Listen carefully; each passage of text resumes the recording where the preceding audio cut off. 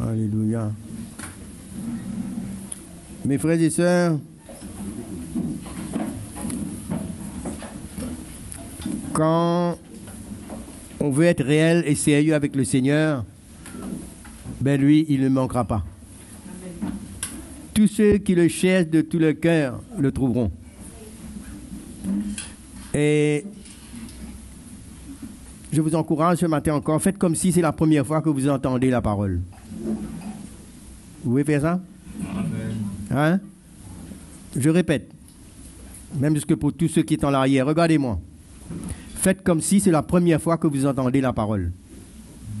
Parce que la parole de Dieu se renouvelle chaque jour.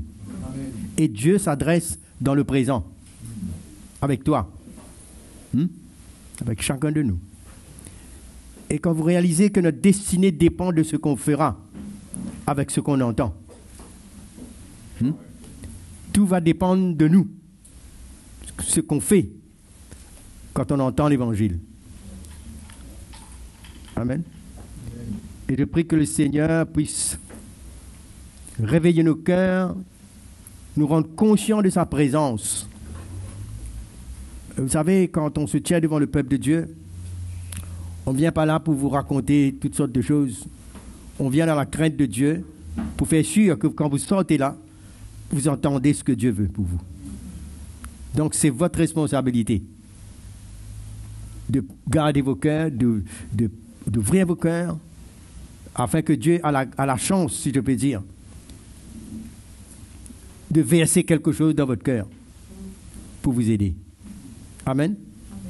Et si vous voyez quelqu'un qui est distrait à côté de vous, ne faites rien.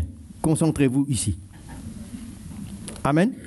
Si vous voyez quelqu'un qui est distrait et qui a les yeux tournés, ne faites rien. Simplement, vous, faites ce que vous avez besoin de faire. C'est bon? Ne vous laissez pas distraire. C'est très important. Donc, ce matin, hier, on a parlé comment le Seigneur veut nous rendre libres de tous nos découragements, des circonstances de nos vies, nos épreuves. Et ce matin, je veux vous parler concernant comment nous avons tous un adversaire commun et qui tend les pièges pour notre vie. Et on a besoin d'être conscient. Mon but, ce n'est pas de vous faire peur du diable, c'est pas quoi que ce soit, non. Le Seigneur s'est occupé de lui sur la croix. Il a dépouillé les dominations, les autorités. Et le Seigneur que nous servons, c'est un Dieu, je suis sûr que vous avez entendu cela, qui est ses attributs, ses qualités. C'est un Dieu tout-puissant. On appelle ça omnipotent, non? Hein? C'est un Dieu omniprésent, qui est présent à la fois partout, et qui est omniscient, qui connaît toutes choses. Le diable ne peut pas faire ça, lui. Il a besoin d'être une place à la fois. Il ne connaît pas tout. Il n'est pas tout puissant. Donc, c'est le Dieu que nous servons, nous. OK? Donc, notre foi va reposer sur ce que Dieu est. Et c'est un Dieu qui veut régner dans nos vies et qui veut nous emmener à la soumission à son plan. Très important. Mais l'ennemi va passer par nos pensées, nos raisonnements, alors que Dieu, lui, il va travailler dans nos cœurs. Nos pensées, nos raisonnements peuvent nous emmener bien loin et l'ennemi, c'est là qu'il va suggérer les choses et c'est là que nous avons besoin d'affermir notre foi. Parce que le but principal de l'adversaire, c'est d'attaquer notre foi. Notre foi dans le Seigneur, notre confiance. Ça, c'est son rôle, ça. C'est comme ça qu'il est entré dans le jardin d'Éden avec nos premiers parents. Et son but, c'était de leur faire douter de ce que Dieu a dit. Et une fois il a fait ça, une fois que l'homme arrive à douter, alors il prend d'autres décisions, sa pensée change et il échoue. C'est pourquoi le Seigneur nous met en garde contre cette plateforme de l'ennemi qui est notre raisonnement, la pensée de l'homme, la manière qu'on analyse. Vous m'écoutez là? Et votre pensée peut aller n'importe où.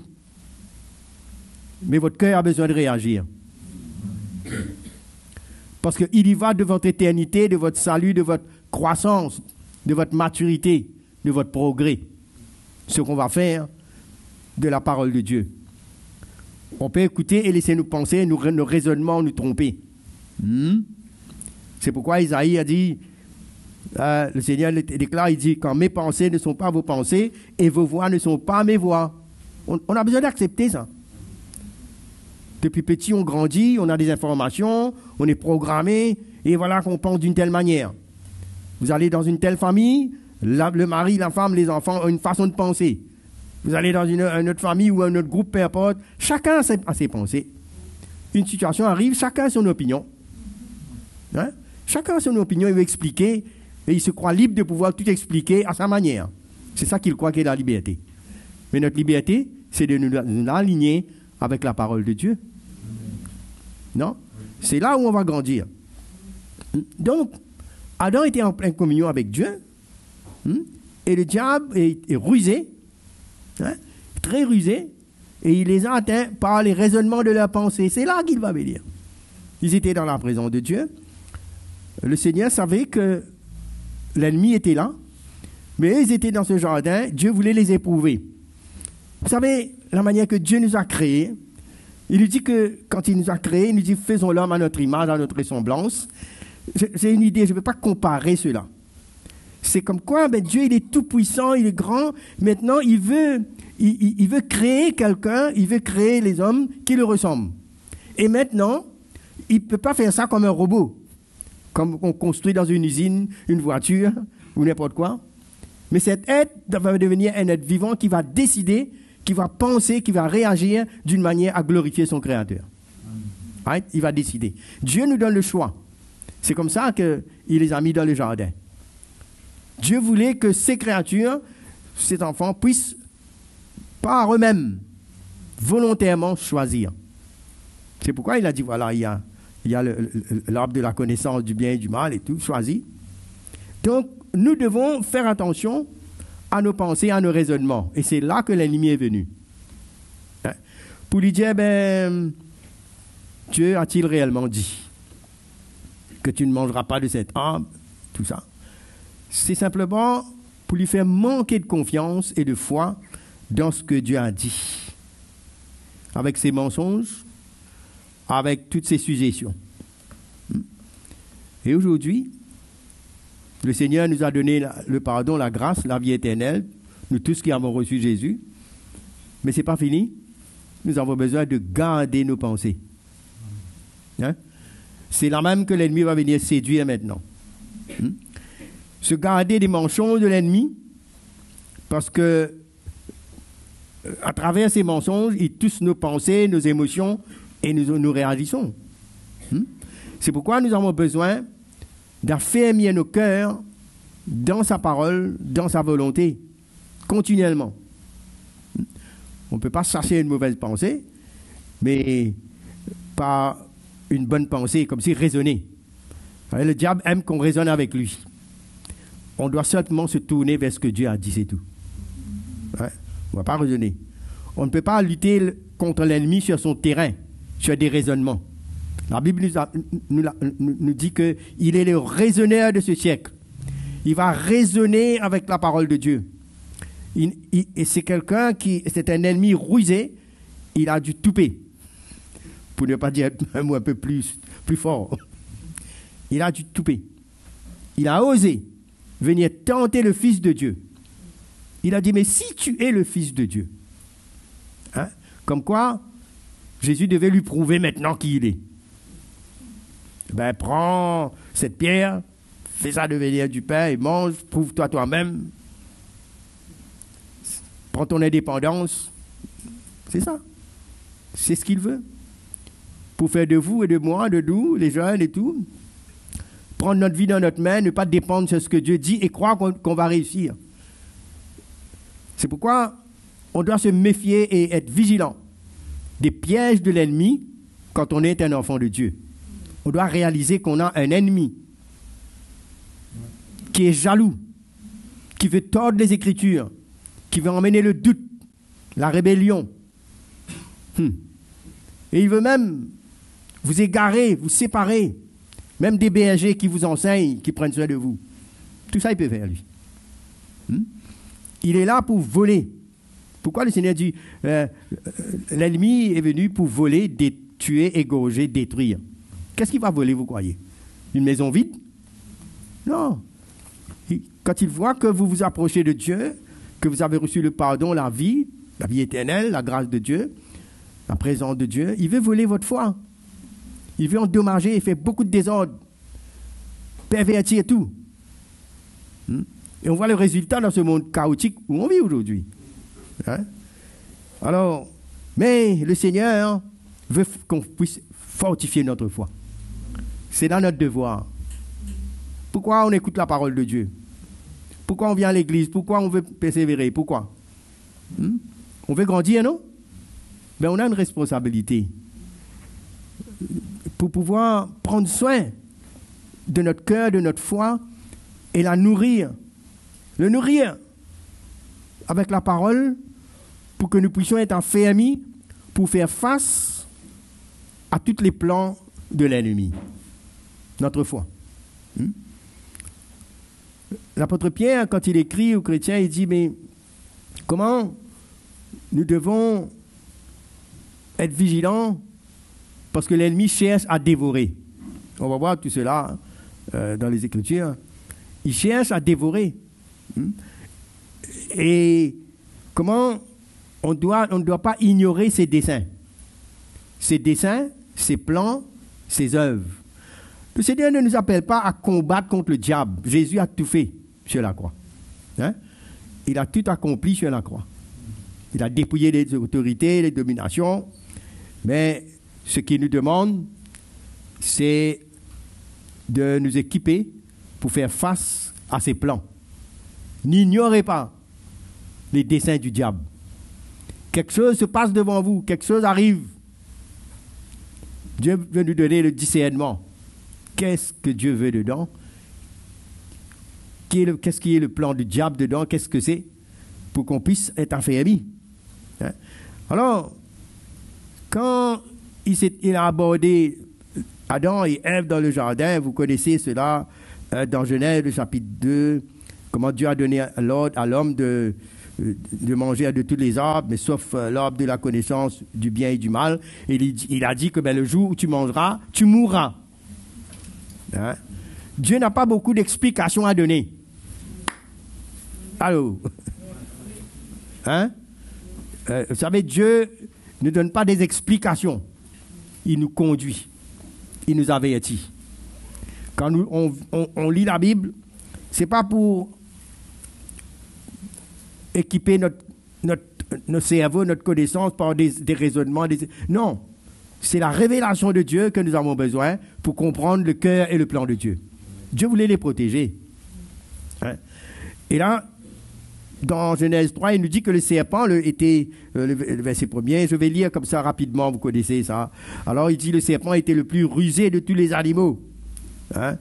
Et là, il a commencé à dire, mais Dieu a-t-il réellement dit que vous ne mangerez pas de tous les arbres, que vous ne mangerez pas de cet arbre? Et la femme lui a répondu, nous mangeons du fruit des arbres du jardin, mais quant au fruit de l'arbre qui est au milieu du jardin, Dieu a dit, vous ne mangerez point et que vous ne toucherez point de peur que vous mouriez. Il a commencé à expliquer. Et là, quand il commence à donner ses raisonnements, le diable continue. Il dit, mais non, vous ne mourrez pas, point. Dieu sait que le jour où vous en mangerez, vos yeux s'ouvriront, vous serez comme des dieux connaissant le bien et le mal. Ça, c'est le piège.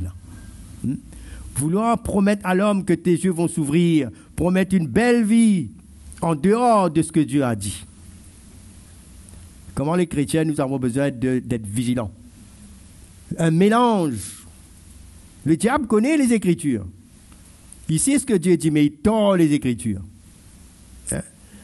Et finalement, on sait. Il a dit, mais vous serez comme des dieux connaissant le bien et le mal. C'est un grand mensonge. Parce que Dieu ne connaît que le bien, lui. Et lui, il voulait que l'homme connaisse le bien et le mal. Hein? Le but du Seigneur, le but de l'Esprit, le but que Dieu a pour nous, c'est qu'on connaisse Jésus, c'est qu'on grandisse avec lui, c'est qu'on connaisse le bien, pas le mal. Lui, il a connu le mal et il ne connaît pas le bien. Il n'y a pas un mélange. L'évangile est pur. Hein? Dieu ne peut pas connaître le mal. Et finalement, on sait que Dieu, par contre, voulait les protéger. Dieu voulait qu'ils marchent dans la foi, dans sa parole, et demeurer sous son autorité. Mais malheureusement, quand ils ont désobéi, ils ont vu qu'ils étaient nus. Et il y a une chose qu'ils ont fait. Vous savez, l'homme, il a une capacité de se défendre, une capacité de se justifier, de se couvrir. Et ils ont eu l'intelligence, une intelligence aveugle, d'aller coudre avec des feuilles de figuier pour faire même des ceintures, hein, pour cacher leur nudité. Ça ressemble un peu à la religion, ça ressemble aux efforts de l'homme pour se croire juste, mais qui réellement ne peut pas le couvrir, ces choses-là. Hein? Ça, c'est quelque chose que Dieu n'aime pas. Il n'y a que la vérité. C'est pourquoi, quand l'apôtre Pierre parle, il dit, l'apôtre Paul, quand il nous parle comment de revêtir les armes du Seigneur, il nous dit, ben, ayez pour vos reins la ceinture de la vérité. C'est la vérité, hein, qui nous protège, qui nous guide, c'est sa parole. Nous avons besoin de sa parole. Et moi, je trouve cela un petit peu étrange, comment les jeunes, les chrétiens, n'ont pas cet intérêt, cette soif de se nourrir avec la parole de Dieu. Ce n'est pas suffisant juste d'atteindre une réunion, mais il faut prendre du temps pour affermir sa foi, pour connaître le Seigneur à travers sa parole. Parce que l'ennemi veille à n'importe quel moment, dans beaucoup de domaines, pour attaquer nos pensées, pour mettre le doute, pour mettre la peur. Et le juste doit apprendre à vivre par sa foi. Ne dites pas, je suis trop petit, je suis trop jeune. Du moment que ton esprit est en contact avec Jésus, tu peux l'entendre. Et il peut te révéler sa parole. La révélation de la parole ne dépend pas de l'âge, mais ça dépend d'un cœur. Hein? Jésus était dans le temps, pas de 12 ans. Un cœur qui se laisse convaincu par le Saint-Esprit. Vous croyez que le Saint-Esprit, il n'est pas sage, il ne connaît pas? Hein? Un jeune qui ouvre son cœur et qui se repent a de la même valeur que n'importe qui, n'importe quel âge qui se repent. N'est-ce pas? Hein? Donc le Seigneur est fidèle, il connaît ça. Hein? Et l'ennemi, lui, il veut emmener l'homme dans des raisonnements. Hein? Dans des raisonnements au lieu de se tenir sur la parole. Et l'ennemi va attaquer sa foi. Il va toujours attaquer la foi de l'homme, essayer pour interrompre cette communion avec Dieu. Voyez-vous, vous êtes jeune, vous connaissez le Seigneur, tout va bien. À un moment donné, il y a comme un nuage qui passe. Il y a toutes sortes de suggestions, toutes sortes de raisonnements, des doutes, toutes sortes de choses. Mais c'est pourquoi qu'on a besoin de nous affermir dans sa parole. Amen. On est appelé à vivre par la foi, à aimer, à vivre dans cette atmosphère de foi. Au contraire, vous qui êtes jeunes, c'est une bonne occasion, c'est idéal pour vous, depuis très jeune, d'apprendre à grandir dans la foi. Vous apprenez beaucoup de choses, beaucoup de sujets, beaucoup de métiers, vous apprenez beaucoup de choses. Mais le plus important au milieu de tout ça, c'est d'apprendre à diriger sa vie dans la foi, selon ce qui est écrit dans la parole pour votre vie. Si vous négligez ça, vous commettez un suicide. C'est comme si vous ne voulez pas manger. Vous vous souvenez ce que Jésus a dit? Quand le diable est venu pour le tenter, il dit, mais l'homme ne vivra pas de pain seulement. Hein? Mais de quoi? Mais de toute parole qui sort de la bouche de Dieu. Si vous aimez votre vie, vous aimez le Seigneur, hein? Moi, quand je venais de connaître le Seigneur, à cette époque-là, j'avais 18 ans, je ne pouvais pas vivre un jour sans lire ma Bible, sans vouloir entendre ce que Dieu avait à me dire. J'étais persécuté, j'étais rejeté, mais ma seule consolation, c'était la présence de Jésus. Et je me nourrissais de sa parole. J'étais ignorant, j'étais dans le trouble, je ne savais rien. Mais sa parole me réconfortait chaque jour. Le Seigneur est fidèle. Dans chaque situation de votre vie, il a une parole pour vous. Parce qu'il vous aime. Hein? Alors, tournez avec moi dans Hébreux, le chapitre 10, le verset 37. On va faire un peu de lecture. Hein? Allez.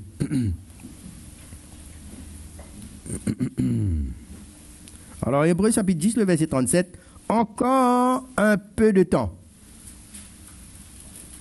Celui qui doit venir viendra. Et il ne tardera pas. Et mon juste vivra. Comment? La foi. Mais s'il se retire, mon âme ne prend pas plaisir en lui. Nous ne sommes pas de ceux qui se retirent pour se perdre, mais de ceux qui ont la foi pour sauver leur âme. Là, il ne parle pas du salut, là. Mais il parle d'une vie avec le Seigneur, d'une persévérance, et en même temps pour vaincre cette chair et l'ennemi, pour rester dans le plan et dans la volonté de Dieu, dans la vérité. Hein? Donc, par la foi, nous revêtons Christ, et c'est notre protection, c'est sa parole en nous, qui nous emmène à grandir, nous emmène à progresser. Et nous avons besoin de réellement faire attention à ces raisonnements. Comment nous analysons les choses. Comment nous avons besoin de renouveler notre pensée. Ne pas croire que tout ce qu'on apprend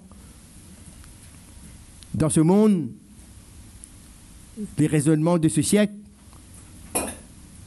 que ça qui va nous emmener à réussir, à progresser. Non, il y a un chemin étroit quand on est avec le Seigneur. Il y a une marge dans l'esprit. Il y a des lois dans le royaume de Dieu. Tout comme il y a des lois ici-bas. Si on veut grandir, il y a des lois spirituelles. Il y a des principes spirituels. Il y a le cœur du Seigneur. Hein? C'est pourquoi l'apôtre Paul, quand il parle aux chrétiens, il leur dit, mais ne vous conformez pas au siècle présent. Nous devons avoir, je dirais, une haine de l'esprit et du système du monde, des raisonnements du monde. On doit se méfier. On doit discerner. Hein? On ne peut pas tout avaler maintenant parce que nous, on est un enfant de Dieu. On ne peut pas tout avaler, on a une vie. Il y a le voleur qui cherche autour, cherchant qui dévorer. Et on a besoin de nous affermir. Tout est mis de notre côté pour qu'on puisse vaincre. Nous ne devons pas avoir peur. Nous devons simplement avoir un cœur qui veut obéir, qui veut grandir, qui cherche, qui a soif. Et le Seigneur va mettre à notre disposition tout ça. Il a déjà mis. Hein? Tenez avec moi dans Romains chapitre 12 au verset 2.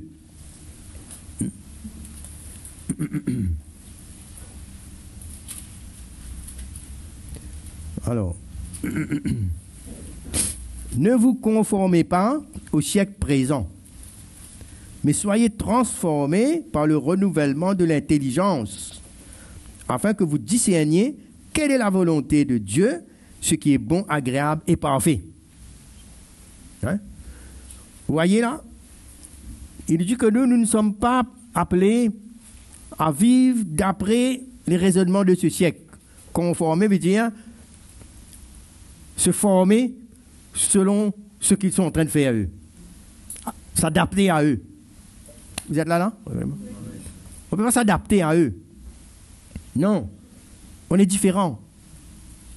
Depuis qu'on a connu le Seigneur, on doit comprendre ça. On n'appartient pas à ce monde, qu'on est différent et qu'on ne raisonne pas pareil. Non. Mais il nous dit, soyez transformés. Comment? Pas nos habits, pas les choses extérieures, non. Transformés par le renouvellement de l'intelligence. Il ne parle pas ici de l'intelligence pour apprendre les mathématiques et tout ça, là. Non. Il nous parle des raisonnements, de la manière qu'on voit Dieu, de la manière que le monde, l'esprit du monde, nous, on est appelés à transformer, c'est-à-dire, on n'est pas pareil, on est différent. Et qu'est-ce qui nous transforme? Il nous dit, ce renouvellement, c'est la parole de Dieu qui va nous emmener à discerner quelle est la volonté de Dieu, ce qui est bon, agréable et parfait. Tout le contraire de ce que le diable voulait faire, lui. Hein? Le diable, dans ce système du monde, tout ce que tu penses bon, ce que tu crois bon, c'est bon, tu peux faire. Et on passe même des lois comme ça. Les chrétiens ne doivent pas rentrer dans ce piège pour croire que tout ce qui est dans l'actualité, tout ce qui est sous l'autorité humaine que les gens trouvent bon, le plus grand nombre possible qui trouve que cela est bon, donc c'est bon. On continue. Non. Il dit non. On a besoin d'être renouvelé pour discerner quelle est la volonté des hommes ou de Dieu. De Dieu. Ce qui est bon aux yeux de Dieu, ce qui est agréable aux yeux de Dieu et ce qui est parfait aux yeux de Dieu, c'est-à-dire selon sa parole. On aligne tout avec sa parole. Une suggestion vient, quelque chose vient, projet, n'importe quoi qui vient, on aligne d'après l'Esprit de Dieu, d'après ce qu'il est écrit. Là, on va être guidé, on va être conduit. C'est comme ça, là, sa parole. Hein? Mais l'accès au diable, c'est le mélange. Hein? Le diable, lui, il n'est pas porteur de bien, lui. Il veut faire les hommes devenir des petits dieux qui décident d'après leur liberté ce qu'ils veulent faire par eux-mêmes. L'homme n'est pas en contrôle de sa vie. Soit il est en contrôle de Dieu, soit il est en contrôle du diable. Un entre les deux. Vous m'avez entendu là? C'est comme ça. Et quand on voit comment la femme a été séduite, parce qu'elle a cru à la promesse de l'ennemi, et elle est tombée sous l'influence de son contrôle, hein, et ses yeux se sont ouverts pour le mal. Jamais ses yeux se sont ouverts pour le bien. C'est pour le mal. La tentation, les pièges, depuis votre jeune âge, quand vous grandissez, hein, l'ennemi est jaloux, enragé, et son plan, c'est de vous tromper. Et quand il vous trompe, il vous emmène à vous justifier tout. Hein? Les jeunes, Dieu vous met sous une autorité parentale pour vous. Dieu utilise vos parents pour vous protéger. Les parents normaux, je veux dire. Hein? Et quand vous rebellez et que vous vous croyez plus intelligent, vous échappez sous le contrôle de Dieu sans se rendre compte. Surtout quand vous avez des parents chrétiens. C'est une grande responsabilité. Hein? Et quand ils ont obéi, ils ont écouté la voix de l'ennemi, qu'est-ce qui s'est passé? Ils ont commencé à avoir peur. Ils ont avoir peur de Dieu qui les a créés, qui voulait qu'ils soient à leur image. La peur s'est emparée d'eux. Et Adam a dit, je me suis caché. Hein? Et Dieu, lui, il dit, mais est-ce que tu as mangé à l'arbre que je t'avais défendu? Vous savez, Dieu, lui, on ne peut pas l'expliquer et le cacher quoi que ce soit, il connaît. Hein? Si, qu'est-ce que tu as fait? Est-ce que tu as mangé? Au fait, Dieu voulait qu'ils viennent et qu'ils se repentent et disent la vérité. Oui, nous avons désobéi, nous avons mangé. Non? C'est pas ça qu'il a dit. Hein? Et là, la femme a dit, mais l'homme a dit, mais c'est la femme que tu as mis à côté de moi. C'est lui qui m'a donné de l'arbre et de manger. Mais tu ne savais pas qu'il ne fallait pas manger? Hein? Là, il commence à mettre ça sur l'autre. Et là, la femme, quand Dieu lui dit, mais pourquoi tu as fait cela? Il a répondu, mais le serpent m'a séduite. J'en ai mangé. Donc je suis tranquille, moi je suis bien, moi c'est lui qui m'a séduit. Non? Personne n'a voulu prendre sa responsabilité. Personne n'a voulu se repentir. Et personne n'a pris à cœur ce que Dieu avait dit. Ils se sont accusés l'un et l'autre. Mais personne n'a voulu faire face à son péché. Vous savez, le péché, ça commence par l'incrédulité et ça finit par l'orgueil. Ils n'ont pas cru à ce que Dieu a dit Et quand ils ont désobéi, il y a eu l'orgueil pour ne pas vouloir admettre ce qu'ils ont fait, ils n'ont pas agi, ils n'ont pas obéi, et ils refusent. Ils remettent ça sur l'autre. Faites attention à ce piège. Parce que le diable, lui, il est orgueilleux depuis le commencement, quand il a voulu prendre la place de Dieu, et il veut mettre ça sur l'homme maintenant. L'homme qui est tombé. Le péché est entré à travers de lui. Il a séduit. Mais l'homme avait sa responsabilité parce qu'il avait été averti. Et Dieu lui donne la grâce pour pouvoir se repentir. C'est pourquoi, quand l'homme a péché et qu'il a voulu prendre cette feuille de figuier pour se couvrir et tout ça, Dieu a enlevé ça et il a pris la peau d'un animal pour montrer qu'un jour, Jésus, son fils, allait venir. Dieu n'avait pas fini. Dieu n'a pas fini avec vous. Si vous vous laissez tomber dans les raisonnements ou quoi que ce soit, il y a encore de la place, toujours. Parce que Dieu sait qu'on est faible et qu'on a besoin de sa grâce pour pouvoir déjouer les plans du diable. On apprend ça. Ce n'est pas du jour au lendemain. On est dans une période où on est éprouvé. On apprend à grandir, on apprend. C'est pourquoi, quand on lit dans l'épître de Jean, il s'adresse aux jeunes gens, il s'adresse aux adolescents et il s'adresse aux pères. Il y a diverses étapes de notre vie. Il y a une étape où on est encore fragile. Dieu nous a sauvés, on est content, il fait des miracles. Mais il y a cette étape où on doit connaître sa parole et on doit le connaître. On doit être exercé. Et c'est là où on apprend. Et quand on est là, tout ce qu'on organise, c'est pour fortifier votre foi, pour vous aider à prendre votre responsabilité. Dieu ne veut pas que devenez des jeunes irresponsables. Laissez ça pour le monde qui ne connaissent pas la vérité, qui ne connaissent pas la parole. Et qui accusent la société, qui accusent l'un l'autre. Regardez ce monde de rébellion. Mais Dieu, lui, il nous fait une promesse. Il dit qu'il donne sa grâce aux humbles. Aux humbles. C'est pourquoi nous devons apprendre à marcher dans l'humilité pour grandir dans notre foi. Quelqu'un qui vit dans son orgueil ne veut pas grandir dans la foi. Il va être un ignorant. Il va être pris par le diable, par l'aveuglement. Et le diable aime ça. Parce qu'il sait que Dieu résiste aux orgueilleux. Vous voulez que Dieu vous résiste? Gardez l'orgueil dans votre cœur. C'est la pire, c'est le poison.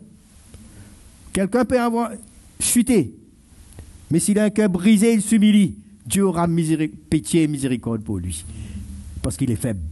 Mais quand quelqu'un persiste dans son orgueil et persiste à faire la sourde oreille quand Dieu lui parle et croit qu'il est bien, il est capable, c'est un chemin direct qui va les détruire et qui va l'éloigner de la grâce de Dieu.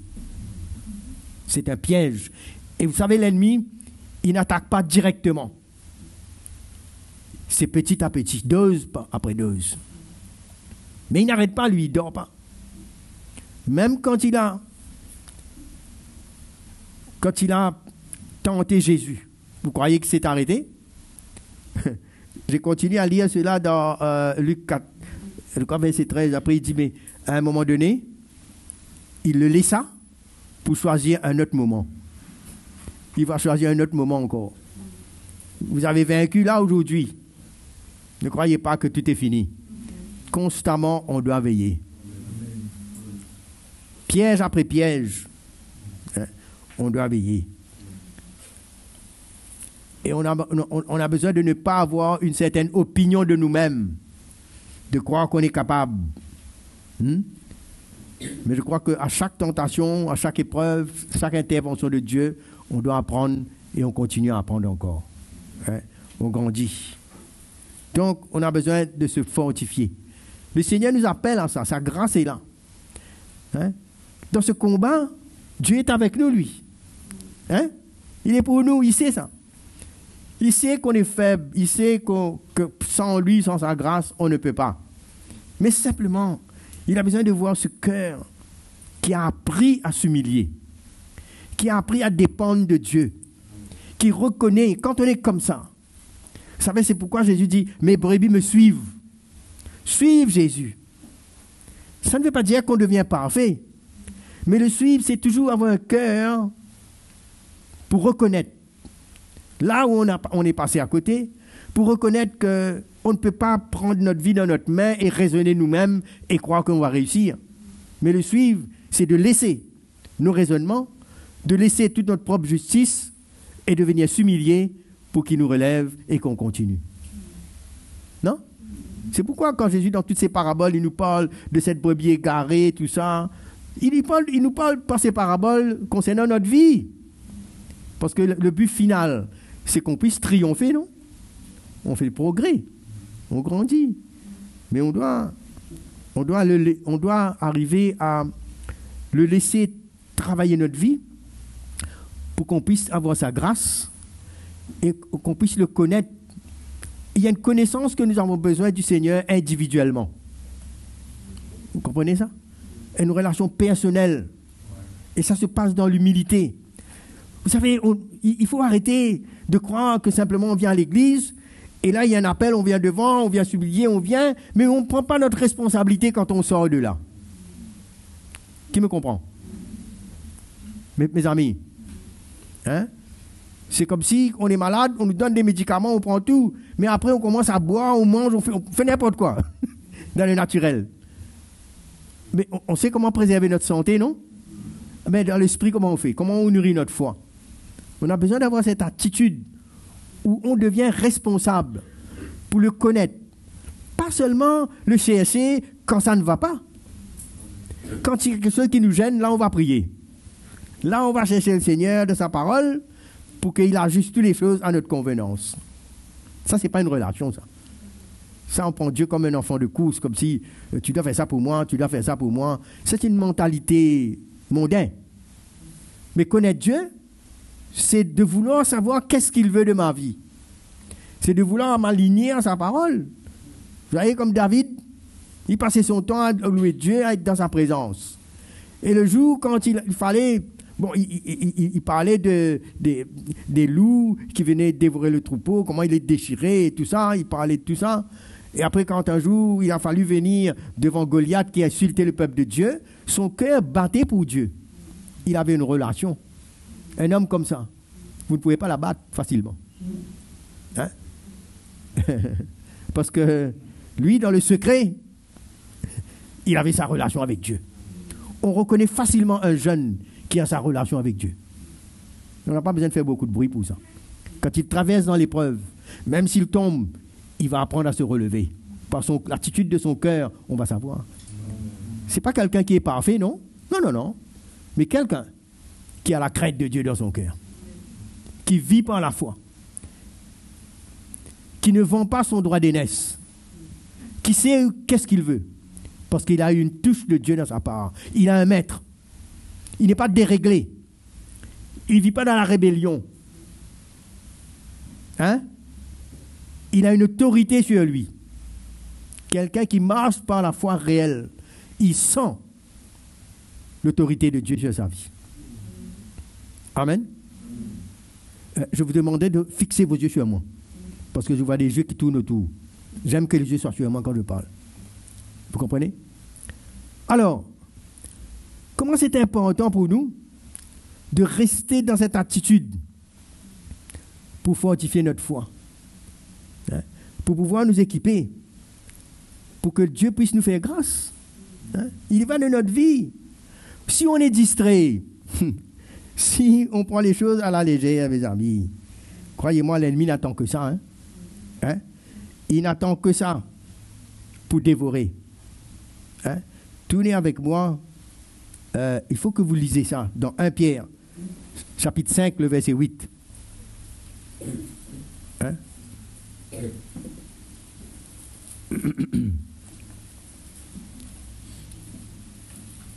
Vous avez trouvé? Ok. C'est Pierre qui dit ça. Vous connaissez Pierre? Avec tous ces événements qu'il a eu dans sa vie, hein? Lui-même que l'ennemi, que Jésus a dit, mais Pierre, l'ennemi a cherché pour t'écraser comme du blé, non? Mais j'ai prié pour toi. C'est lui-même, Pierre. Et le Seigneur lui a fait grâce. Maintenant, regarde ce qu'il dit. Il dit, soyez sobres. Veillez.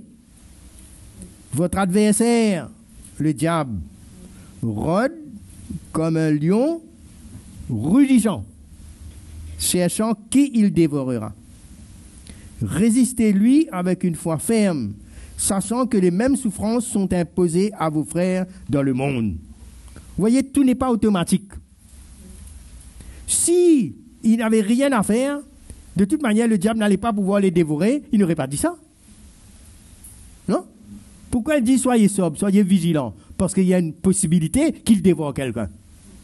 Vous êtes avec moi là? C'est pas compliqué de voir ça. Hein? Il dit donc, le Seigneur a tout mis.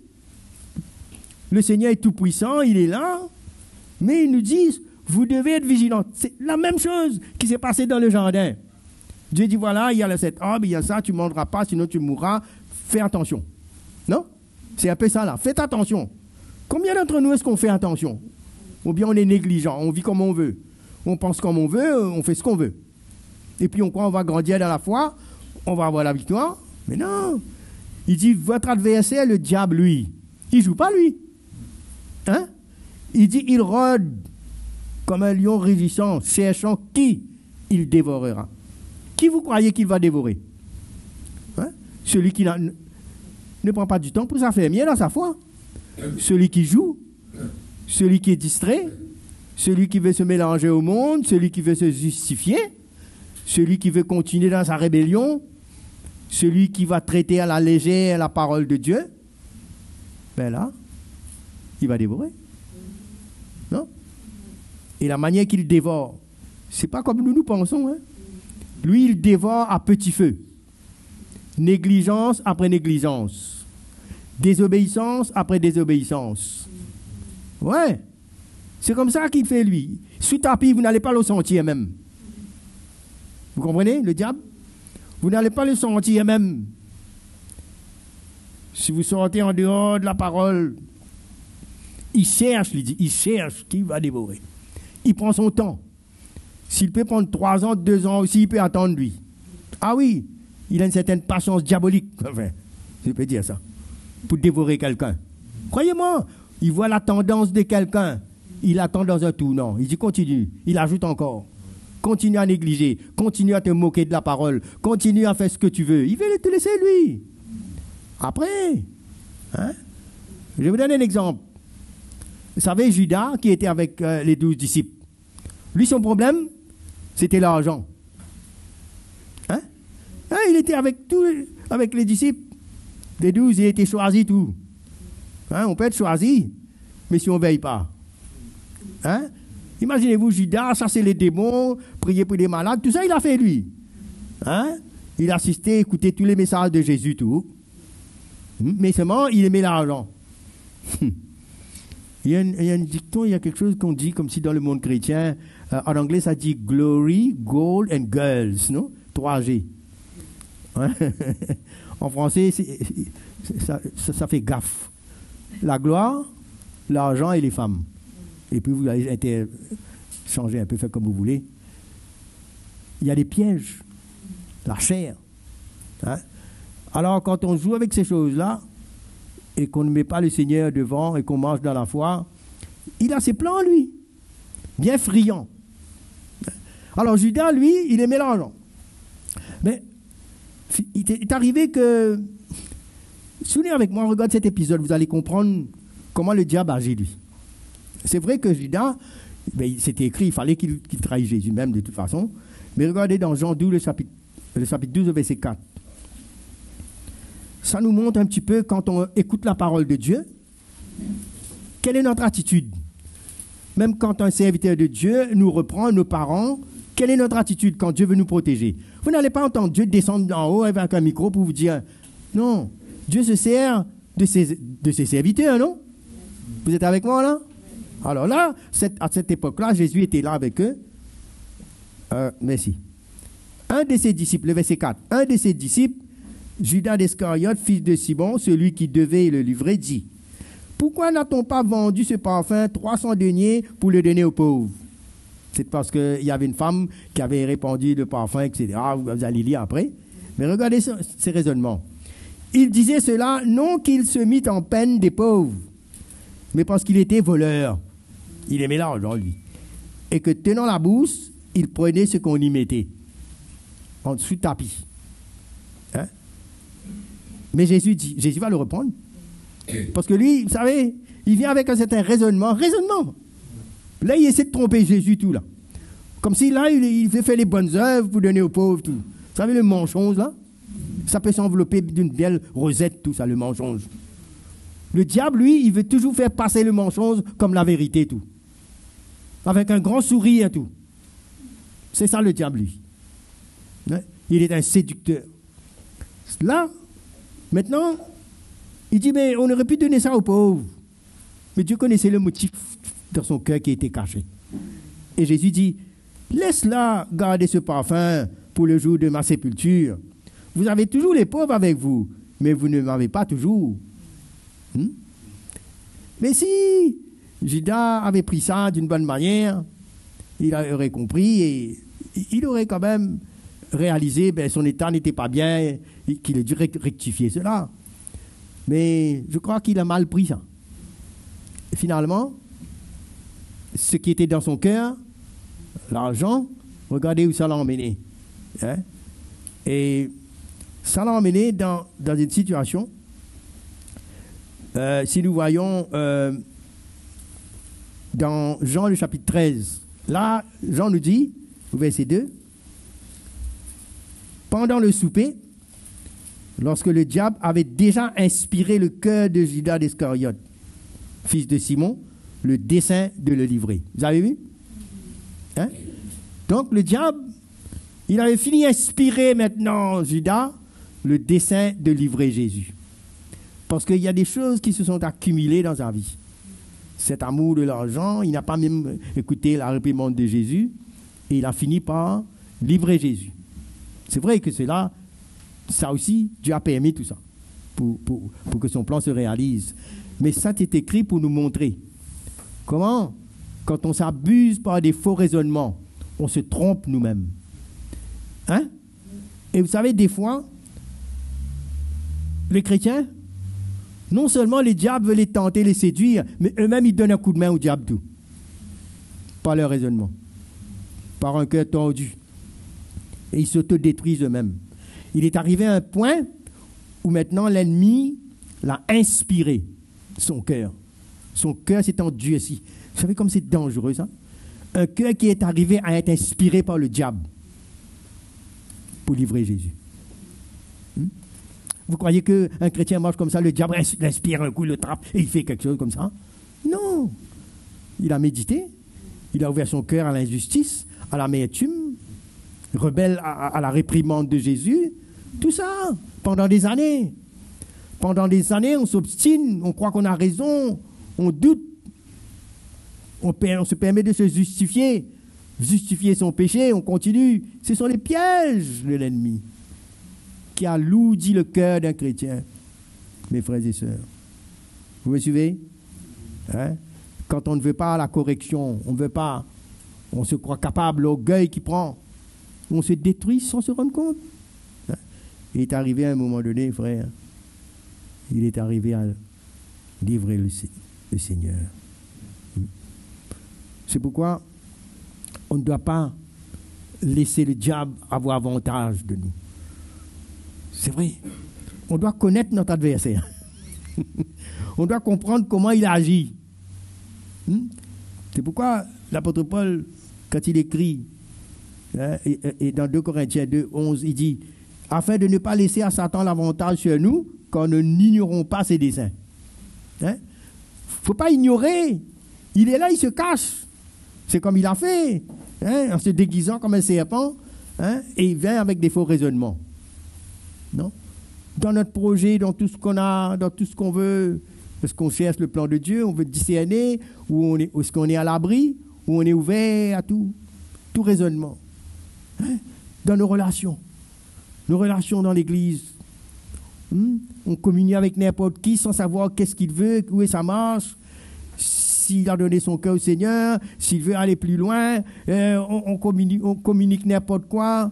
Mais frère, on a besoin d'être vigilants. Hein? Là, regardez ça. Dans le jardin, Ève s'est laissée séduite. Maintenant, il va vers Adam. Adam ne peut même pas prendre une position cette fois-ci. Pour dire, mais tu as fait ça, mais Dieu avait dit ça. Non, il prend, il mange. Dans le jardin. Maintenant, nous, on est là dans l'église. On a besoin de cultiver des relations dans l'esprit. Ne croyez pas que tout ce qui vient à l'église, tout ce qui s'assied, tout est beau, on peut dire tout, on peut parler tout, on peut tout communier, être d'accord avec toutes sortes d'opinions. C'est pas comme ça que ça marche. Non? Vous êtes avec moi? On a besoin de construire des relations saines, selon la saine doctrine. C'est pas un club. C'est vrai, on est là, jeunes, notre identification n'est pas notre âge. Allô? Ou les choses qu'on aime faire ensemble. Nos goûts. Non. Notre identification, c'est ce chemin étroit où on prend notre croix, on renonce à nous-mêmes et on se soumet à Jésus. On ne fait pas des camarades. Hein?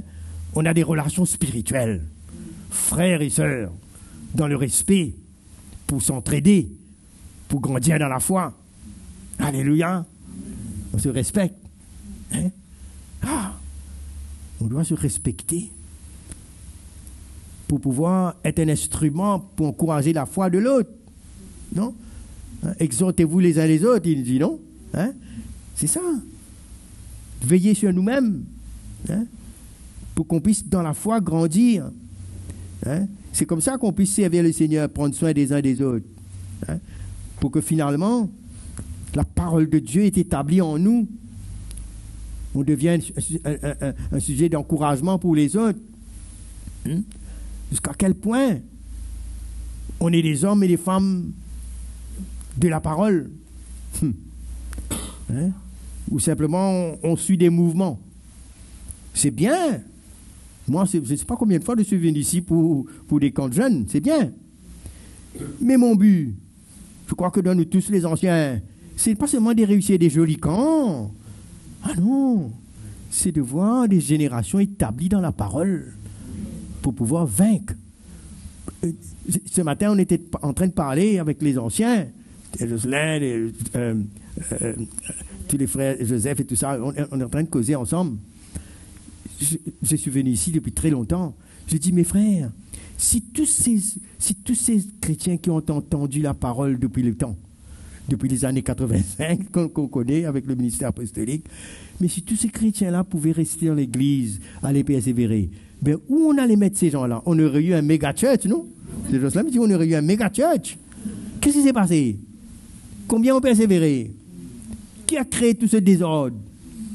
Hein? Comment l'ennemi a séduit les chrétiens? Par des blessures, par des négligences, par des raisonnements. Mettez toutes les raisons que vous voulez. L'ennemi, lui, il n'a pas de pudeur, pourvu qu'il arrive à détruire, lui. Si tu n'arrives pas à pardonner, il détruit. Tu es induit en erreur, il détruit. Peu importe. Hein? Mais nous, c'est un temps où Dieu veut nous emmener à nous affermir dans la foi. Il y a des chrétiens qui sont laissés aller et tomber bêtement. Parce qu'ils n'ont pas entendu le message de la croix pour persévérer, pour rester dans la foi, pour se fortifier. Hein? Vous savez, quand on marche dans la foi, on endure, on persévère. Même si on est rejeté, blessé, on pardonne, pourvu qu'on aille jusqu'au bout. C'est pourquoi on meurt, on perd sa vie. C'est pourquoi. Si quelqu'un n'est pas décidé à perdre sa vie, il n'ira pas loin. Il ira à mi-chemin, il sera un objet facile. La proie pour l'ennemi, pour le dévorer.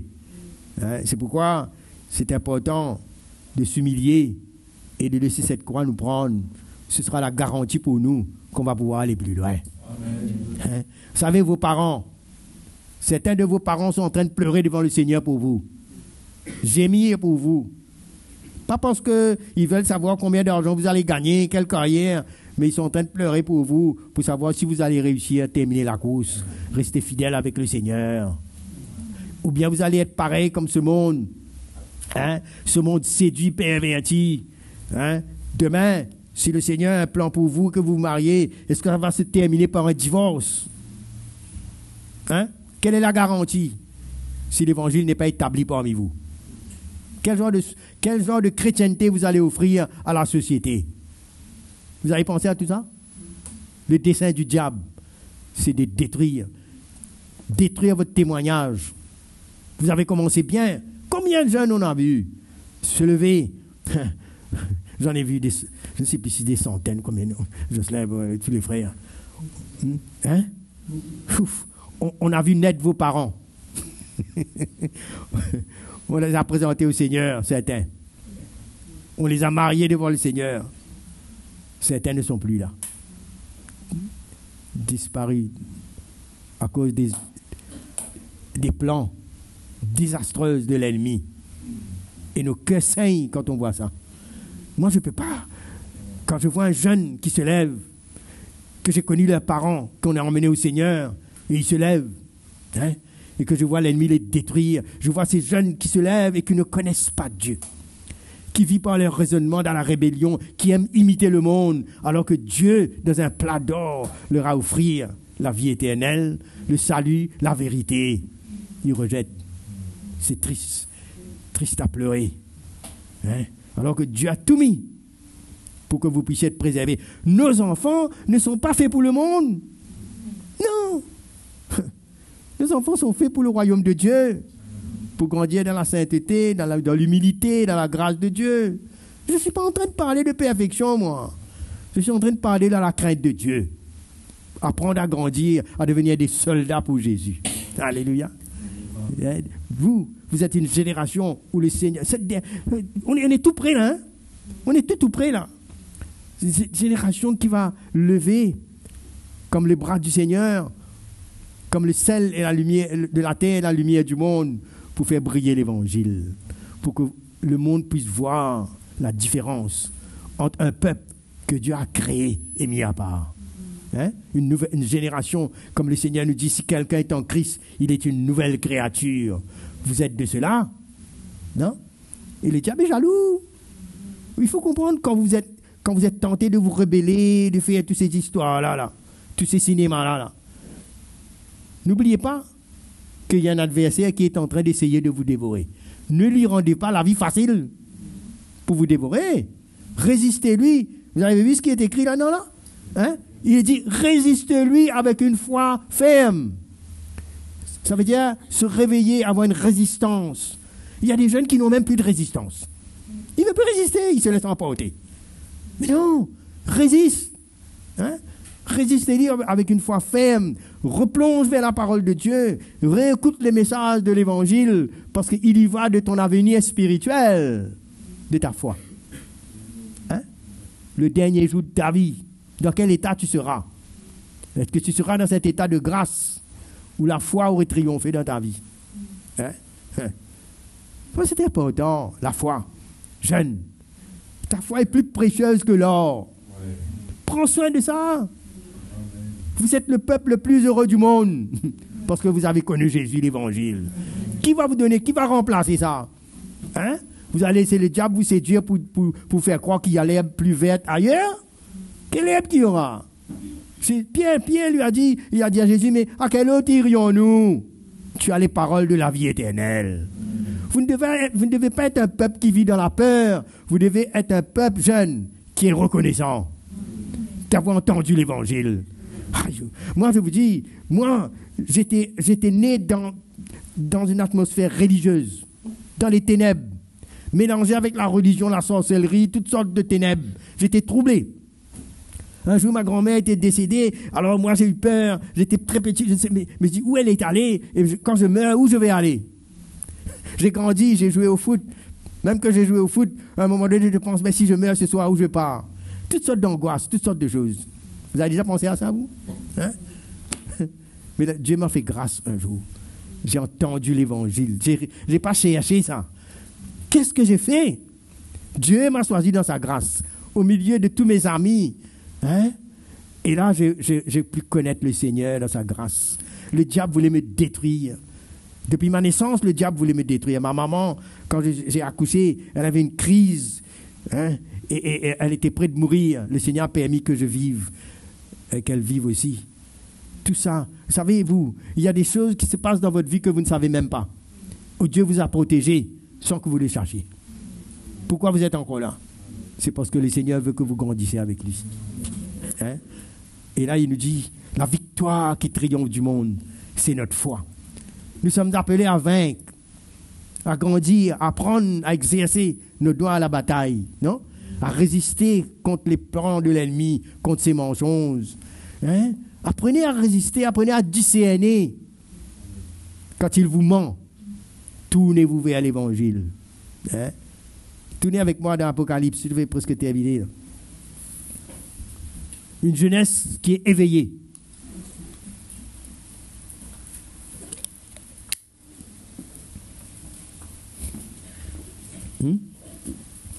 Alors, Apocalypse chapitre 12 au verset 10.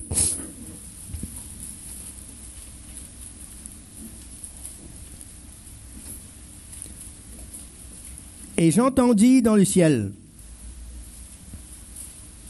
une voix forte qui disait, maintenant, le salut est arrivé, et la puissance et le règne de notre Dieu, et l'autorité de son Christ, car il a été précipité, l'accusateur de nos frères, celui qui les accusait devant Dieu, devant notre Dieu, jour et nuit. Ils l'ont vaincu à cause du sang de l'agneau et à cause de la parole de leur témoignage. Et ils n'ont pas aimé leur vie jusqu'à craindre la mort. Amen. Voilà cette attitude-là. Voilà ce cœur-là de ceux qui appartiennent à Dieu. Hein? Il nous dit, ils l'ont vaincu à cause de ce sacrifice, bien sûr. Mais après, il dit, à cause de la parole de leur témoignage. C'est-à-dire, ils ont gardé leur témoignage. Ils ont obéi. Ils ont gardé la foi. Ils n'ont pas compromis.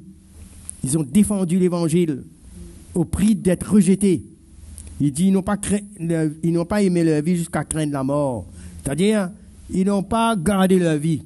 Ils ont préféré perdre leur vie. C'est ça la condition pour marcher avec Jésus, non? Est-ce que Dieu peut voir cette trace en nous quand Jésus viendra? Est-ce qu'il peut voir que nous avons défendu l'évangile par nos bonnes décisions? Hein? Et qu'on a vaincu l'ennemi. On ne s'est pas laissé séduire par ces faux raisonnements, par des compromis, par des mélanges. Il y a certains évangiles faux qui veulent nous faire croire qu'on peut vivre dans notre chair, vivre comme on veut, tout va bien. Non, mais le Seigneur est honoré quand on défend l'évangile par notre vie. Hein? Et qu'on se tient dans la parole, on devient fort. Hein? On apprend. Même par nos défaites, par nos situations, on est repris. Mais ce que Dieu aime, c'est la persévérance. Il aime quand on tient le bout et qu'on part. Dieu n'est pas légaliste avec nous, lui. Il sait qu'on est fragile. Mais il voit en nous qu'on est dans notre bon sens et qu'on peut discerner ce qui est bien, ce qui est agréable et ce qui plaît à Dieu. Quand on est comme ça, le Seigneur va nous faire grâce. Quand on peut s'humilier, quand on peut se laisser corriger, quand on devient différent de cette jeunesse rebelle, mais quand on devient une jeunesse docile, enseignable, comme des brebis qui suivent, là, on a l'approbation de Dieu dans notre vie. Même si tu es faible, même si tu tombes. Hein? Parce que personne ne veut tomber comme ça. Tu es faible. Hein? Tu es laissé tenter, tu es tombé, mais tu as un cœur qui ne veut pas demeurer comme ça. Dieu peut te faire grâce. Hein? Il dit, mais Dieu résiste aux orgueilleux, mais il fait grâce aux hommes. Hein? Dieu a passé dessus concernant Adam et Ève. Il les a recouverts. Et le Seigneur, par son sacrifice, te couvre. Tu n'as qu'à besoin de t'humilier. Hein? Est-ce que tu veux finir au nombre de ceux qui se sont égarés, qui se sont laissés dévorer, ou tu veux finir parmi le nombre de ceux qui ont vaincu à cause de leur foi dans le sacrifice de Jésus, qui ont appris à s'humilier, à demander pardon, à mieux faire et grandir avec Jésus. Alléluia. Mes frères et sœurs, ça c'est quelque chose d'extraordinaire. Et Dieu dit, il fait grâce aux hommes. Quand nous voyons l'apôtre Paul parler, il parle aux parents, il parle aux enfants, aux jeunes. Hein? Il dit, honore ton père et ta mère. Vous croyez que c'est les 10 commandements, ça, seulement? C'est un cœur, ça.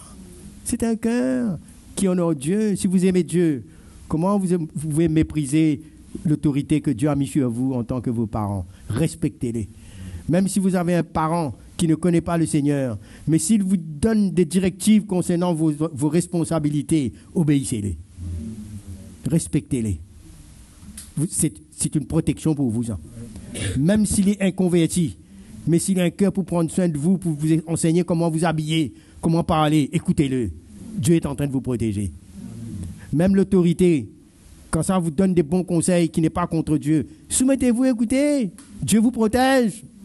Moi, je vous dis. Hein, parce qu'il n'y a rien de parfait ici. Mais Dieu, lui, il est en autorité, lui. Même s'il vous fait passer par des situations, que ce soit à l'école, dans votre travail, vous avez besoin d'apprendre à vous soumettre, à obéir. Faites-le, le Seigneur sera glorifié. Ne vivez pas dans la rébellion. Ne participez pas aux œuvres stériles, ténébreuses, qui amènent les gens à être rebelles. Ça ne plaît pas à Dieu, ça. Non. Moi, j'ai appris à me soumettre à mes parents, hein, quand ils n'ont pas connu le Seigneur, jusqu'à un jour, le Seigneur les a emmenés à le connaître.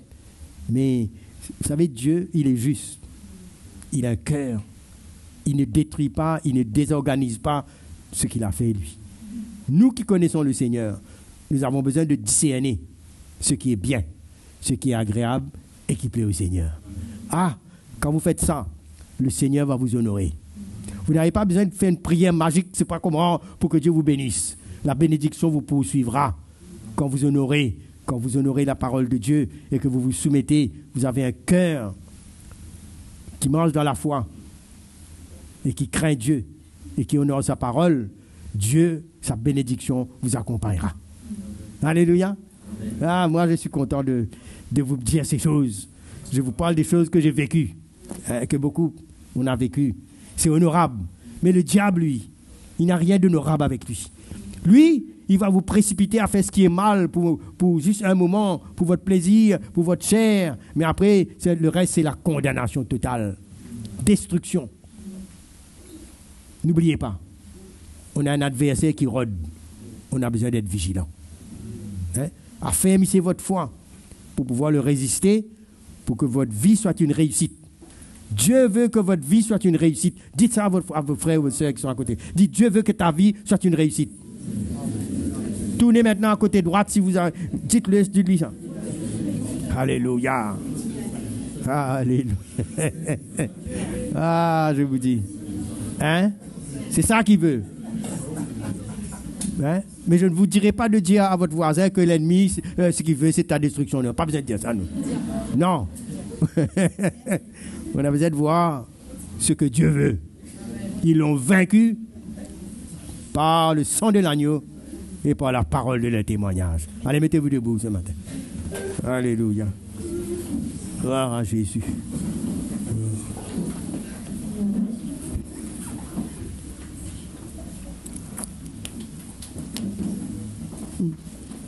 Tu veux venir?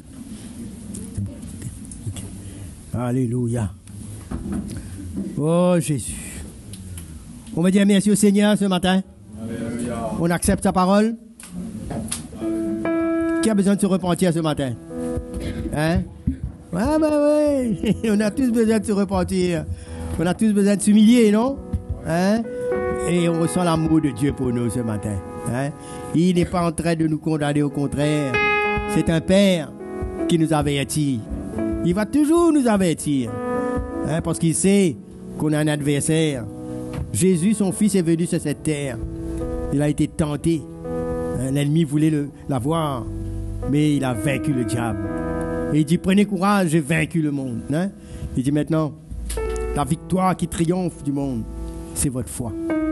Allons grandir avec le Seigneur. Allons nous humilier devant lui et reconnaître sa bonté envers nous. Allons lui dire cela ce matin. Oh, merci Jésus.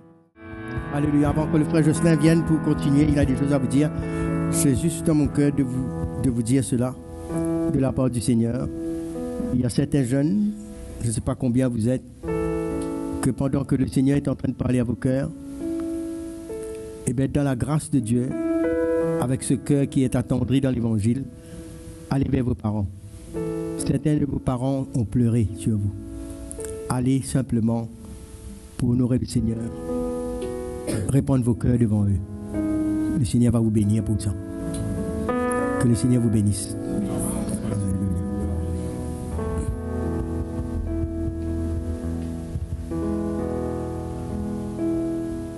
Suivre un petit instant. Bonjour à tous. Je crois que l'Évangile a bien frappé notre cœur ce matin. Et tout ce qu'on a entendu, c'est ce que le Seigneur a voulu vous dire. Et beaucoup de jeunes aspirent à vivre dans la paix, à vivre bien, et ne comprennent pas pourquoi souvent ils sont troublés. Pourquoi ils ne sont pas bien, comme si ils ne sont pas bien avec eux-mêmes. Et on ne réalise pas, mais la Bible, il y a un verset dans Éphésiens chapitre 4 qui dit « Ne donnez pas accès au diable ». Et l'accès au diable, ce n'est pas juste que tout d'un coup, le diable a accès et on devient méchant, puis on est possédé ou je ne sais pas trop quoi. C'est que on se met dans une position où l'ennemi arrive, il a accès à nos pensées et il nous trouble. Il joue avec notre tête, il joue avec notre raisonnement et il nous enlève la paix du Seigneur dans notre cœur. Et il y a un point qui est très sensible à ce niveau que le frère Fabien a parlé, c'est la soumission à l'autorité. Le diable se reconnaît parfaitement dans la rébellion.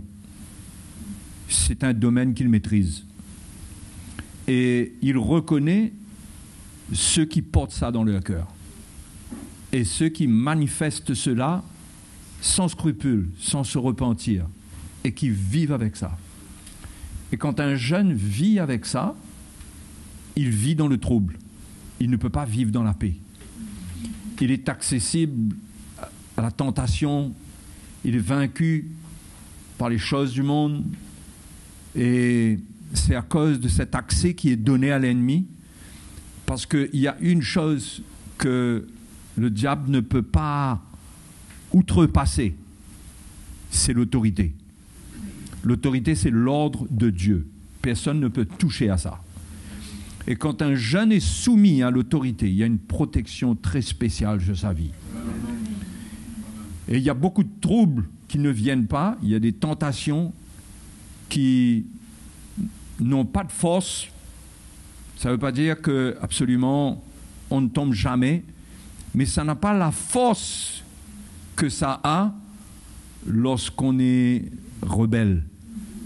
Parce que lorsqu'on n'est pas soumis, on s'identifie à ce que l'ennemi transporte. Et c'est comme si dans l'esprit, on peut facilement avoir une communion avec lui, avec sa manière de penser. Et c'est un accès qu'on peut donner à l'ennemi. Et les jeunes, comme les chrétiens, ne réalisent pas, vous, par rapport à vos parents ou par rapport à toute forme d'autorité, quand le diable a trouvé en vous quelqu'un qui ne se soumet pas à l'autorité de Dieu, il a trouvé une proie. Il a trouvé une proie.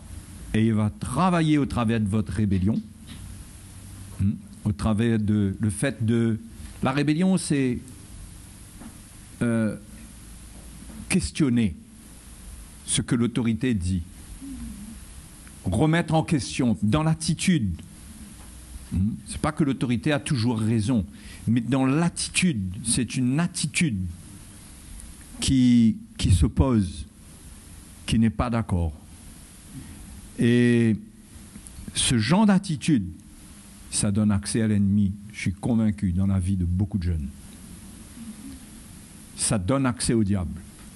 Et c'est pourquoi il y a des jeunes qui essaient de se battre. Ils essaient de se battre contre leur faiblesse et ils sont sans force parce qu'à la base, il n'y a pas cette soumission, premièrement aux parents, comme le frère Fabien l'a dit ce matin. Il n'y a pas cette soumission, cette attitude « honore ton père et ta mère ».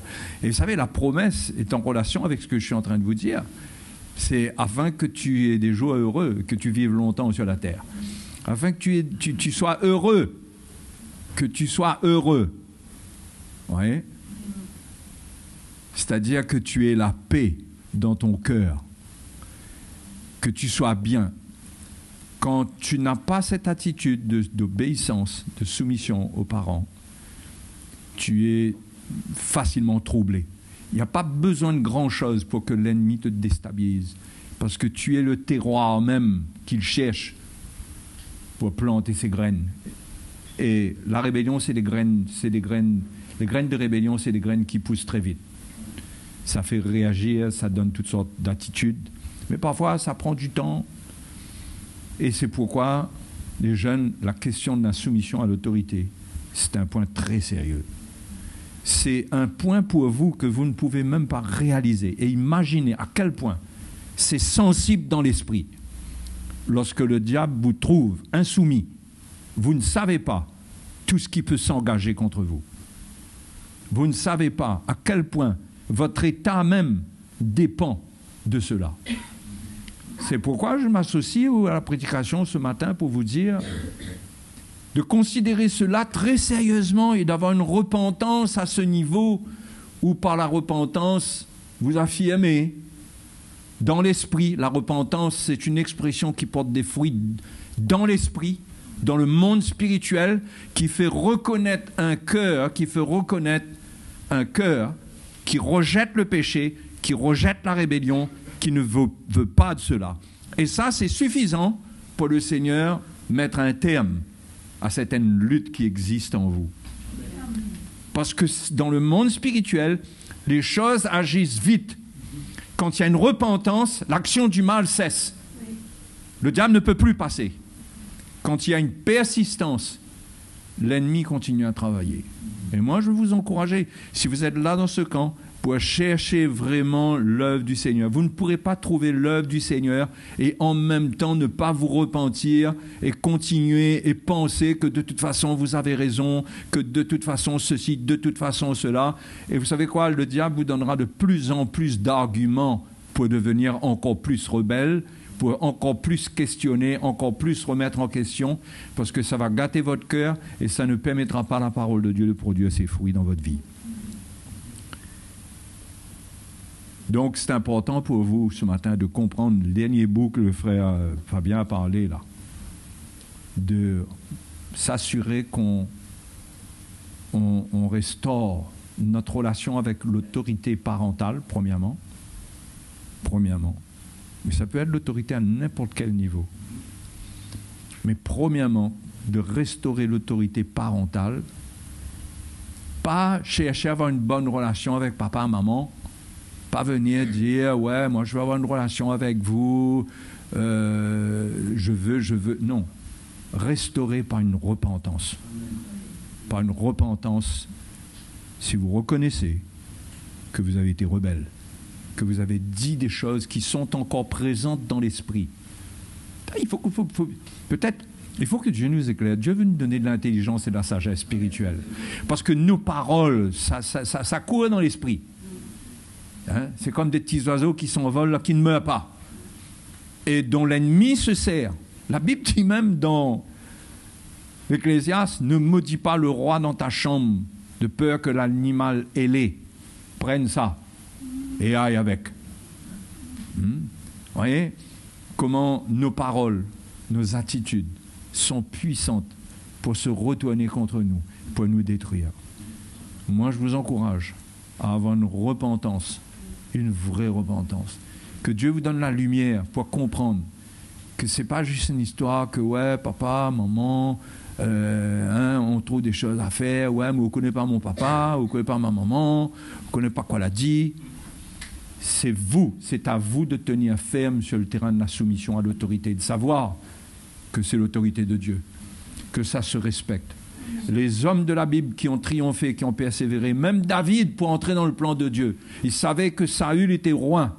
Il était roi, il était roi, il était vivant. Tant qu'il était vivant, il était l'autorité de Dieu sur le pays. Et il a dit à ses soldats qui voulaient le pousser à tuer Saül, parce que Saül cherchait la mort de David, il leur a dit que jamais. Il a résisté à leur plan. Parce qu'il dit, comment est-ce que je porterai la main contre le loin de l'Éternel? Il a compris ça. Même qu'il souffrait sous l'autorité de Saül, il a compris qu'il ne pouvait pas porter la main. Et la Bible nous dit, tu ne découvriras pas la nudité de tes parents. Il y a plus que des choses physiques. Il y a venir exposer leur faiblesse, parler contre eux, exposer leur nudité spirituelle, avoir une attitude qui se rebelle contre eux et qui justifie cela en découvrant leur nudité, en disant « Regarde les défauts, regarde ce qui se passe ». Et moi, je vous dis, les jeunes, si vous voulez aller loin avec le Seigneur, et vous pouvez aller très loin avec le Seigneur, c'est un morceau de terrain qu'il ne faut pas céder au diable, qu'il faut reprendre. Vous, beaucoup d'entre vous, vous devez reprendre ce terrain, le reprendre par une repentance. Et la Bible dit aussi, Paul dit, après avoir tout surmonté, tenez ferme, restez avec la vérité. Je vous exhorte, ne jouez pas avec ce que vous avez entendu ce matin. Mettez votre cœur clair. Vous n'aurez pas raison. Même si Dieu a pitié de vous, le diable n'aura pas pitié de vous. Et le diable aura eu un accès qui est réel. Et s'il y a une repentance, l'alliance est claire avec le Seigneur. Quand il y a une repentance, Dieu stoppe tout, il efface tout, il pardonne, il efface l'iniquité, c'est-à-dire les conséquences du péché.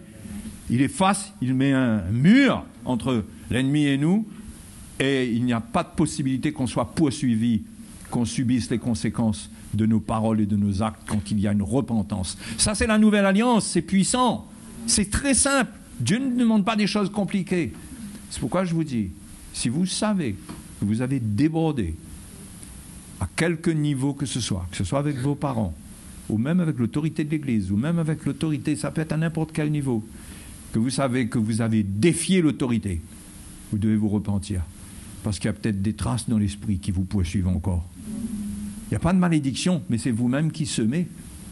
Je vous exhorte à aller lire Jacques chapitre 3 et vous trouverez tout ce qui s'explique très très bien concernant la langue qui met un feu à la roue de la naissance, la roue de la vie, qui enflamme. Eh bien, ce matin, je pense que le Seigneur vous a parlé clairement. Mettez en pratique ce que vous avez entendu. Vous comprenez c'est quoi mettre en pratique? C'est se repentir là, c'est agir, se dire moi je vais prendre action là, c'est pas possible, je ne vais pas me laisser faire. Et le Seigneur sera avec vous pendant le reste du camp. Faites-le aujourd'hui même si vous sentez dans votre cœur. Ne dites pas quand je vais rentrer la semaine prochaine. Aujourd'hui même. Je ne sais pas comment il y a une possibilité de faire ça. Mais faites-le aujourd'hui même. On ne peut pas être bloqué parce que vous n'avez pas un téléphone. S'il vous faut votre téléphone pendant 5 minutes pour appeler, on vous remettra votre téléphone. Pour 5 minutes. D'accord? Et je vous encourage à le faire. Dieu fait grâce aux humbles. Amen? Amen. OK? On bénit le Seigneur, on remercie le Seigneur. Sa parole est claire. Amen. Sa parole nous donne la solution. Allons nous mettre debout, allons le remercier ensemble. Alléluia. Jésus est notre défenseur. Il te défend, le Seigneur. Mais il te défend avec sa parole. Il te dit, mets en pratique ma parole. C'est ta défense. Ta défense, c'est pas que tu crois en moi, que je suis le grand magicien qui fait des miracles comme ça. Ta défense, c'est sa parole. Obéis à sa parole. Il est ton protecteur. Amen. Seigneur, je prie pour tous les jeunes ce matin, qu'ils comprennent cette attitude face à l'autorité. Premièrement, face à leurs parents. Qu'ils comprennent, Seigneur, l'importance de la soumission. Cette attitude de cœur dans laquelle Jésus est venu lui-même se soumettre au Père. Cette attitude qui lui a permis d'aller vaincre l'ennemi, parce que le diable n'a rien trouvé en lui alors qu'il allait mourir à la croix. Mais il n'a trouvé que la soumission, l'humilité du Fils de Dieu. Seigneur, que les jeunes soient animés de cette humilité de cœur, cette soumission, qu'il n'y ait pas de mépris dans leur cœur pour leurs parents, qu'il y ait une repentance s'il y a eu quoi que ce soit. Je prie dans le nom de Jésus. Seigneur, merci ce matin de te révéler à eux. Oui, de leur accorder ta grâce par le ministère de ton esprit qui parle à leur cœur. Ouvre leurs yeux, qu'ils comprennent les choses spirituelles, qu'ils comprennent les conséquences des attitudes de cœur, des paroles, qu'ils comprennent ce que cela porte comme fruit dans l'esprit. Seigneur, je prie pour eux que tu ouvres les yeux de leur cœur, que tu leur donnes des yeux intelligents pour voir, pour discerner ce qui est bon, agréable et parfait, et pour réaliser aussi les plans, les desseins de l'ennemi qui se forment contre eux. Seigneur, je prie que ces jeunes, malgré leur jeune âge pour certains d'entre eux, qu'ils aient cette intelligence spirituelle. Ouvre les yeux de leur cœur. Donne-leur de comprendre que ce sont des choses qu'il ne faut pas négliger, des choses vitales, fondamentales pour leur vie, pour leur salut, pour leur avenir. Seigneur, merci de les éclairer et de faire passer cette parole, pénétrer cette parole dans leur cœur, pour qu'ils réagissent, Seigneur, selon ton cœur, car la victoire est pour eux. La victoire est pour eux qui entendent ta parole. Seigneur, nous te louons ce matin. Tu es avec nous. Nous bénissons ton nom. Tu es avec nous. Nous bénissons ton nom. Sois loué, Seigneur. Sois loué, sois loué, sois loué. Que Jésus soit glorifié. Jésus est vivant. Jésus est avec nous. Si Dieu est avec nous, qui sera contre nous? Mais si Dieu est avec toi, Dieu t'instruit. Dieu n'est pas avec toi comme ça, il te dit, je suis avec toi, fais ta vie comme tu veux. Dieu est avec toi, il t'instruit, il te montre qu'il est avec toi, il t'éclaire. Agis selon sa parole. Et tu verras la victoire du Seigneur.